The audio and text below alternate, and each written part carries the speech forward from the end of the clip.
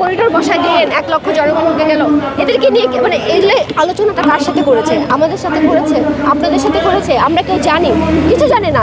একটা পর একটা ঘটনা বাংলাদেশে ঘটে যাচ্ছে এবং লস হচ্ছে কাদের? আমাদের সাধারণ মানুষের, সাধারণ জনগণের। আমরা কষ্ট করতেছি।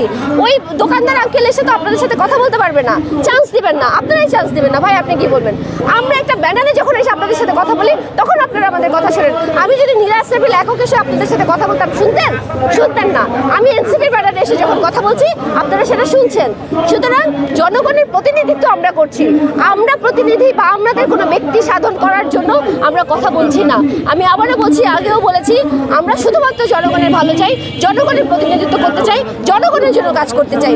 আদার সাইডকেও বলবো, আপনারাও জনগণের জন্যই করেন, যা কিছু করেন জনগণের জন্যই করেন। একটা পরিবর্তন ঘটান, কোনো পরিবর্তন ঘটাতে পারেন না। রিকশাওয়ালাকে উচ্ছেদ করে দিচ্ছেন, রিকশাওয়ালার জন্য কি করছেন?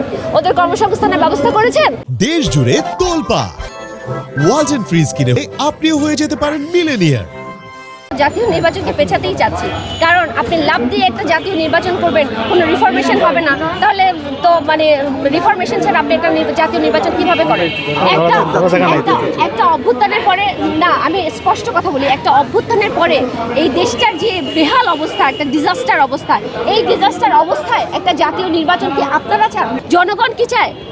চায় না। আমরা আগেও বলেছি যে আমরা জনগণের কথা বলতে চাই, আমরা আমাদের কথা বলতে চাই না, আমাদের কোনো ব্যক্তি স্বার্থ কিছু, আমরা স্বার্থের জন্য কিছু করছি না।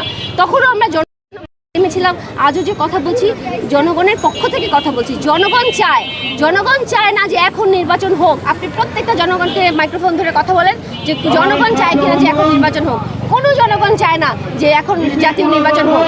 সুতরাং জনগণের পক্ষ থেকে এনসিপি উদ্যোগ নিয়েছে যে আগে স্থানীয় সরকার নির্বাচন হোক, এরপরে জাতীয় নির্বাচন হোক। জাতীয় স্থানীয় সরকার নির্বাচন হলে যেটা হবে, আমরা একটা মৌলিক রিফরমেশন আনতে পারবো বাংলাদেশে। একটা রিফরমেশন আনার পরে আমরা ন্যাশনাল ইলেকশনটা চাই। আইন প্রাঙ্গণে, আদালত প্রাঙ্গণে নারীদের অবস্থা, আহত ভাই, নিহত ভাই, তাদের আমরা কি এই যে 9 মাস হয়ে গেল আমাদের যে অভ্যুত্থান হয়েছে, এই 9 মাসে আমরা বলতে বোঝাচ্ছি যে আমরা যে সরকারকে বসিয়েছি, এই সরকার কি একটা পরিবর্তন আনতে পেরেছে? একটা কিছু করতে পেরেছে? I am sorry to say, আমরাই তাদেরকে বসিয়েছি, কিন্তু আমাকে সেই আলোচনা তাকে নিয়ে সমালোচনা করতে হবে। আমরা তো সমালোচনা করার জন্য, এই বাক স্বাধীনতার জন্যই তো লড়াইটা করেছি, যে আমরা যেন কথা বলতে পারি, আপনারাও যেন কথা বলতে পারেন। এই স্বাধীনতার জন্যই তো লড়াইটা করেছি, এই যে প্রাণটা দিয়েছি, এই যে মারটা খেয়েছি, এই যে দিনের পর দিন আমরা আন্দোলনটা করেছি, স্বাধীনতার জন্যই তো। আমি অবশ্যই সমালোচনা করি। সুতরাং এই 9 মাসে কোনো রকম কোনো পরিবর্তন ঘটে নাই, কোনো কিছুর কোনো সংস্কার হয় নাই, কোনো লাভবান জনগণ এখন পর্যন্ত হয় নাই। আমরা কি দেখেছি যে হরিজনদের কথা আমি বলবো, হরিজনরা পলিথিন মুড়ি দিয়ে থাকে।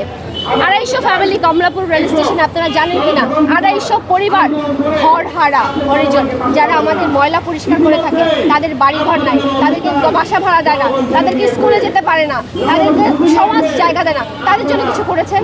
চা বাগানে চা শ্রমিকদের বেতন 8 টাকা, তাদের জন্য কিছু করেছেন?